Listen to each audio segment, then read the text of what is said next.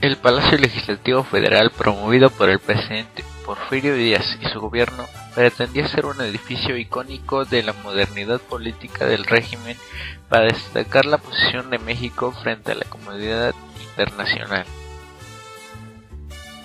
Con este propósito, en 1987, la Secretaría de Comunicaciones y Obras Públicas emitió una convocatoria internacional para la realización del proyecto de la futura sede de las cámaras de diputados y senadores.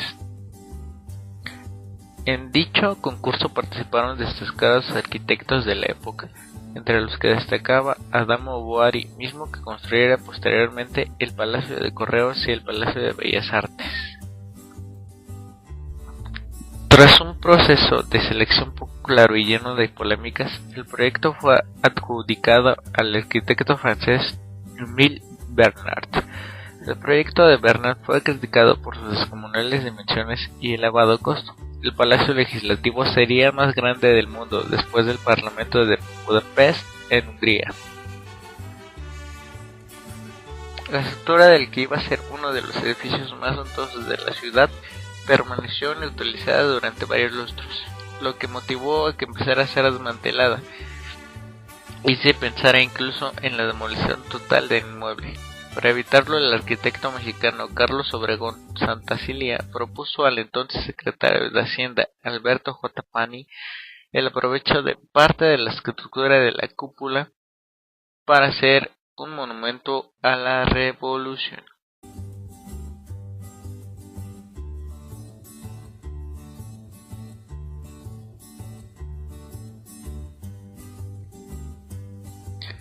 Para 1857, cuando empezó la Guerra de Reforma, la joven nación mexicana había ensayado distintas formas de gobierno, y se equivocó en todas. Fracasaron. 4 ejércitos extranjeros invadieron México, perdiendo la mitad del territorio de la República. Corrió el riesgo de fragmentarse y los pueblos se amotinaron repentinamente. Estas rebeliones mostraron que ninguno de los proyectos de gobierno había tomado en cuenta a la mitad indígena de la población.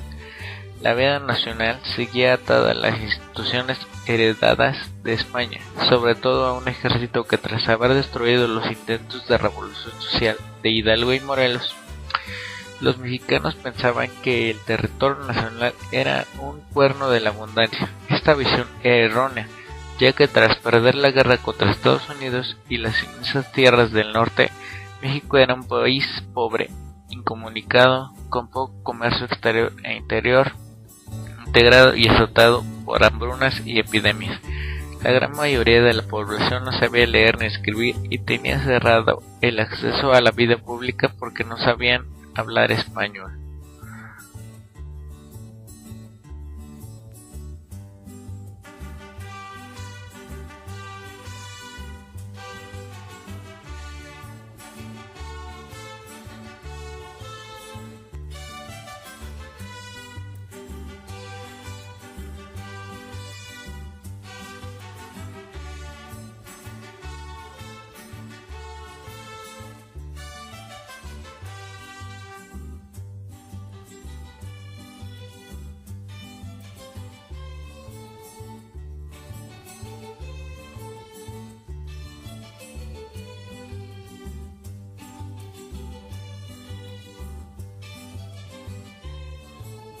El Porfiriato.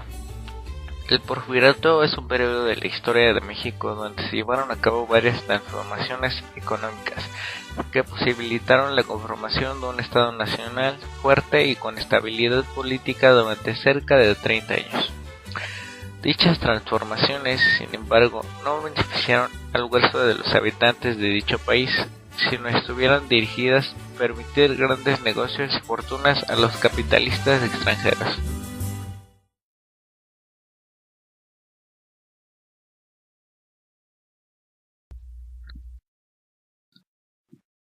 El programa del Partido Liberal Mexicano fue el resultado de años de colaboración entre importantes intelectuales que se congregaron en torno al Partido Liberal.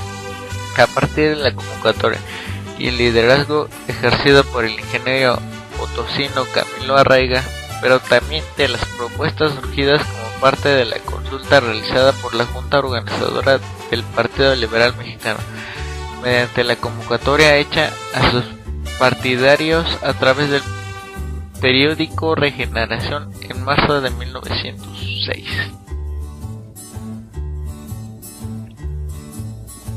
El Plan San Luis Potosí fue un plan promulgado por el líder político mexicano Francisco Ignacio Madero, presidente del Partido Nacional Antireeleccionista. Desde San Antonio, Texas, fue promulgado en Texas ya que Madero había huido de la prisión de San Luis. El plan consistía en un llamado al pueblo mexicano a la insurrección y a levantarse en armas, desconociendo la reelección de Díaz en el cargo, anulando las recientes elecciones y convocando nuevos comicios. Tiempos violentos y terribles de la historia de México. Corría el año 1913 cuando ya era presidente Francisco de Madero. Había muchos grupos agresivos reclutos de mercenarios que se oponían a Madero. En la Ciudad de México se dieron rebeliones militares en contra del presidente, liderados por Victoriano Huerta, y dan un golpe de estado, bombardean el Palacio Nacional, secuestran al presidente Madero y al vicepresidente Pino Suárez, los obligan a renunciar al presidente y los fusilan. Mucha gente murió y todo sucedió en 10 días, por eso se llama Decena Trágica. Victoriano Huerta tomó la presidencia en México, pero su traición provocó que diferentes grupos revolucionarios se levantaran en armas contra él. El manifiesto estableció las bases del movimiento revolucionario, iniciando en contra del régimen del general Huerta, y dio la pauta para que en los meses y años siguientes grupos importantes de mexicanos se sumaran a la lucha por el restablecimiento del orden constitucional y, una vez logrado el triunfo, emprender las reformas sociales y económicas que requería el país.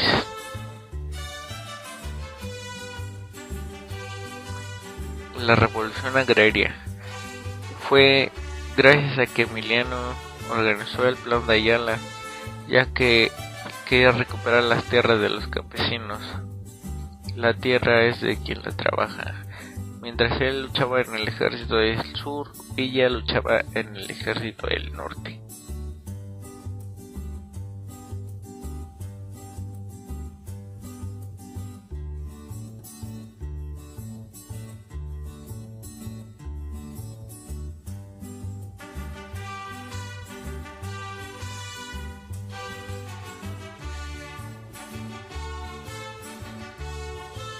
La participación de las mujeres fue un acontecimiento muy importante en la Revolución Mexicana.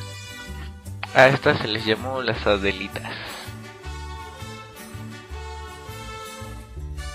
El Maximato fue un periodo histórico y político de México que abarcó desde 1928, con el gobierno de Emilio Portes Gil como presidente interino del país, hasta 1934, con el inicio del gobierno de Lázaro Cárdenas. Este periodo se caracteriza por la influencia de Plutarco Elías Calles en la política mexicana, de cuyo apodo de jefe máximo de la revolución deriva el nombre de este periodo.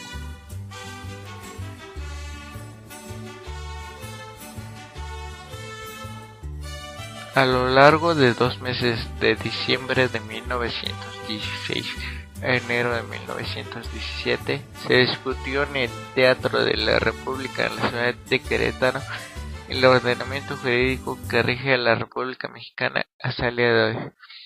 La nuestra fue la primera constitución social del siglo XX, inspiración de los derechos sociales y esperanza de millones de mexicanos.